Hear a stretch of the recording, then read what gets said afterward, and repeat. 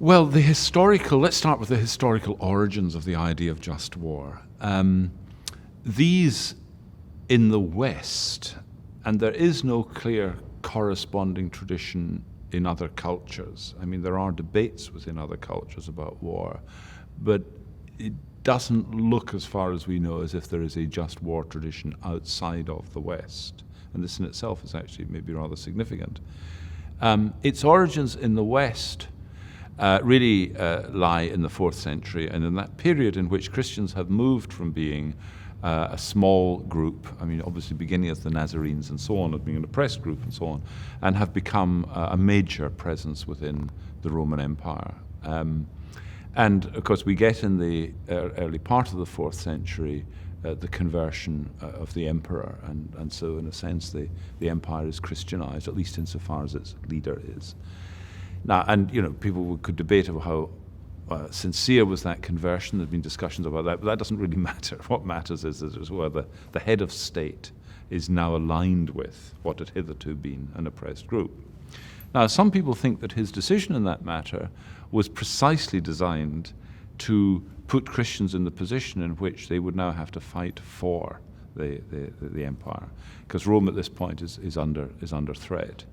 And there's clearly an advantage in suddenly getting a whole new set of citizens who you could, as it were, enlist in the defense. And of course, if you've Christianized the empire, they've now got a reason to defend it, right? Because it is, as it were, a kind of instantiation of the kingdom or something of this sort. So Christians are put in the position of being challenged. Look, if you're Christians, the emperor's Christian, the empire's Christian, you must defend it. And so debates begin about whether or not what has hitherto been the position of Christians, which is that they probably would not fight at all, so pacifism, but even if they're not radical pacifists, they're certainly not advocates of war. And now this challenge is put to them.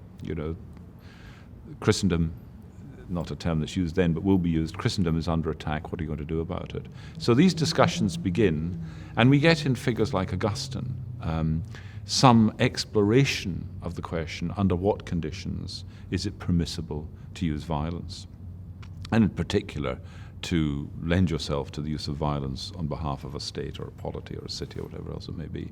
And I think that what's interesting is what you get then is a line of argument that says, well, look, people have a right of self-defense. Individuals have a right of self-defense. There's nothing either in the Hebrew scripture or in the Christian Testament that prohibits self-defense. Given that you may have a right of self-defense, you probably also have a right to defend those who can't defend themselves, people for whom you have a responsibility, your immediate family or community, and so on. So what we can see building up here is a right of self-defense. But it was always part of the Christian conception that there is the inviolability of the innocent, right? That you may defend yourself, but you may not, as it were, slaughter others in the process of doing so. And in fact, in Aquinas, if we leap forward, almost 1,000 years, Aquinas actually says, in his account of these matters, that you may not intend lethal violence, even against an attacker. So you may use violence in defense of yourself or those for whom you have responsibility, but you may not, in the process of doing so, intend the death of the attacker.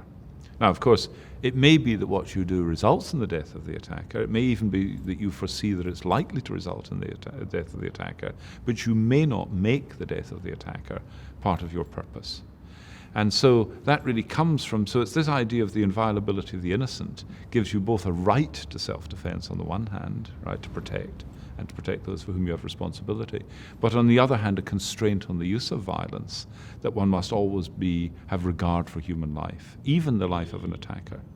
So what you then get sort of developing in the 16th century is there are more elaborations around this, notions of proportionality in terms of bad effects, that violence should be a last resort, it should only be used in circumstances in which there's a legitimate authority directing its use and so on. And so you get the build-up of a kind of doctrine, a just war doctrine.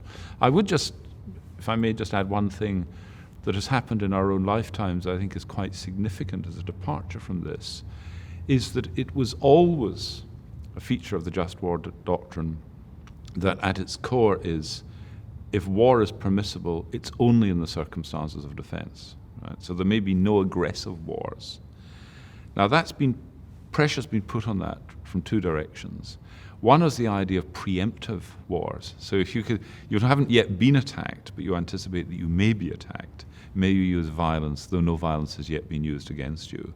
And I would say the traditional just war doctrine is going to have some difficulties with preemptive attack. In terms of recent politics, a new idea has sort of come on the scene.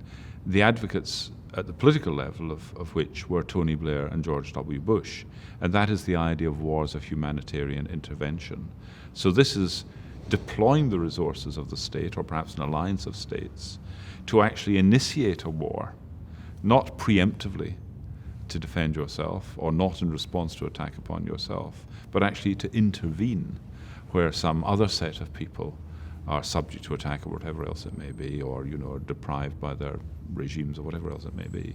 Now, the interesting thing about that is we could discuss, and no doubt there will be further discussions of that, but that is not compatible with traditional conceptions of just war. And it's quite interesting because in the case of Tony Blair and George W. Bush, they're both Christians, and I think Blair would have seen himself, believed himself, to be espousing a policy of just war. But in fact, those wars would not be just in terms of classical Christian understandings, and not only Christian understandings, but the understandings that were developed out of those Christian understandings. And it is worth saying that there is no tradition of just war thought in the West that arises independently of the Christian tradition.